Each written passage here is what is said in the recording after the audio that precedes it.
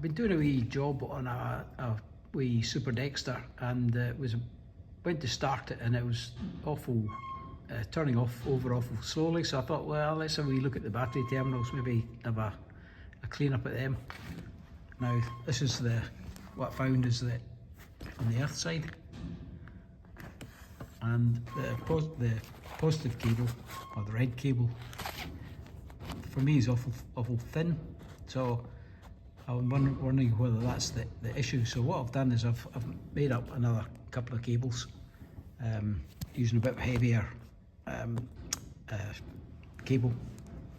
Now, one of the issues with this tractor is it's a positive earth tractor, and they'd used this as the positive cable and this as the negative cable, which I don't know about you guys, but it confuses the hell out of me when you come to work on things. So again, because I've changed the cables, I've put them back to the correct colour configuration for the battery.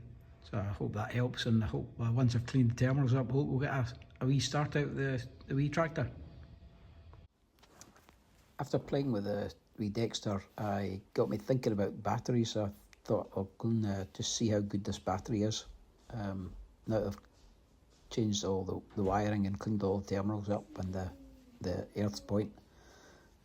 So I've got a wee machine that I use, so I thought, I'll just check some batteries and have a wee chat about batteries and see what interest that generates.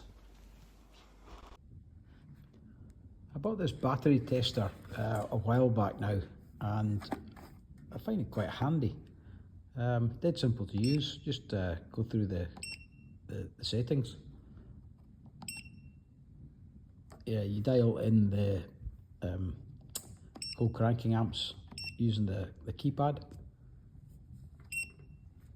It runs through a test, and it comes out with a result. So this battery's pretty good. I'll go and see if I can find another one. We'll do a test on it too.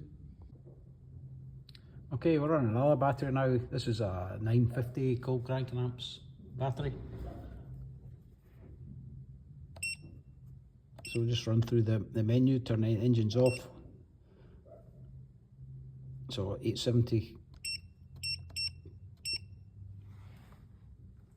Bring it up to 950. If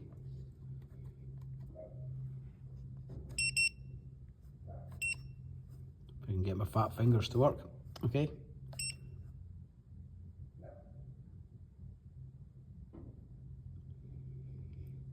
So that one's perfect as well.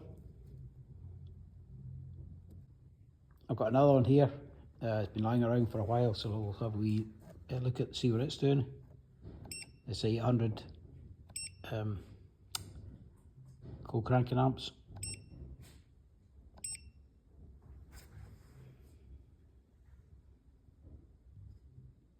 So this one's not so good.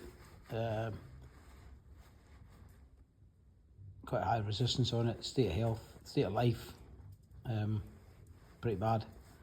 Charge. So I would put that on a charger, so put it in repair mode and see if it comes back to life or not. So that's this wee unit. Quite a handy wee tester. Quite effective if you want to know how good your batteries are. We've been using these wee Buddy Go chargers. They're pretty adaptable, pretty cheap, to be honest. So you can put it into car and truck mode. You can put it into AGM mode, put it into motorcycle mode, or you can put it into repair mode. Pretty versatile little units. They do either 12 volt batteries or 24 volt, and they automatically sense which whether it's a 12 or 24 volt system. So if you've got a truck, 24 volt lorry batteries, ideal little unit. So this is the battery I tested last, which was pretty wrecked. So I'll put it on repair and we'll leave it for a while and come back and see how it's going. Well, I've had this battery on charge for a good 3 hours at least. So we'll just run through the test again. and see what it comes up with. So we've got 13.24 volts on this battery. The cold cranking amps is 136 when it should be 800.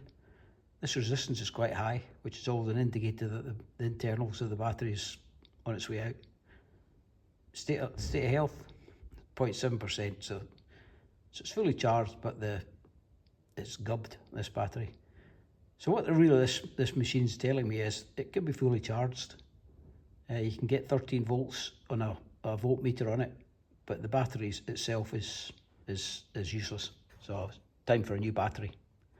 This will be going to the scrapyard, I would imagine.